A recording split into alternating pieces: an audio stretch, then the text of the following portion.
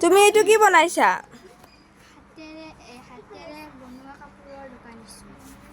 আচ্ছা, হাতেৰে বনোৱা কাপোৰ। কেনেকৈ বনাইছা?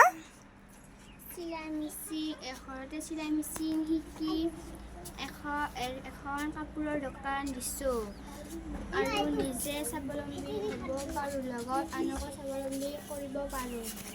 আচ্ছা, ঠিক আছে, ধুনীয়া হৈছে দেই। আৰু তুমি কি আনিছা এইটো? এইটো চেৰেকী। চেৰেকী, এইটো কিহৰ সহায়ত বনাইছা? বাঁহ বেতৰ সহায়ত। আমি ঘৰতে বাঁহ বেতৰ সহায়ত কিছুমান বস্তু তৈয়াৰ কৰিব পাৰোঁ আৰু বজাৰত বিক্ৰী কৰিব পাৰোঁ আৰু নিজেই স্বাৱলম্বী হোৱাৰ লগতে আনকো স্বাৱলম্বী কৰিব পাৰোঁ। Very good. তুমি এয়া কি বনাইছা?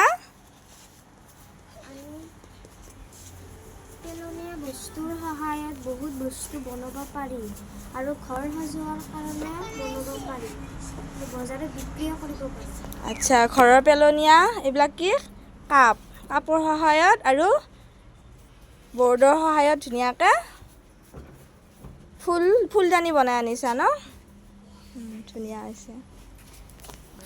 আৰু তুমি এই কি বনাইছা? Table mat, dining mat. কিহৰ সহায়ত বনাইছা? এইটো নাৰিকলৰ পাতৰ সহায়ত।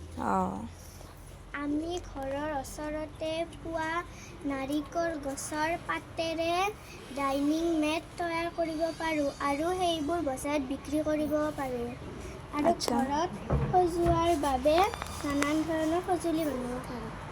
অঁ, এইটো কি সজাই থ'ব পৰা হয় না? এইটো কি ফুল? ঠিক আছে।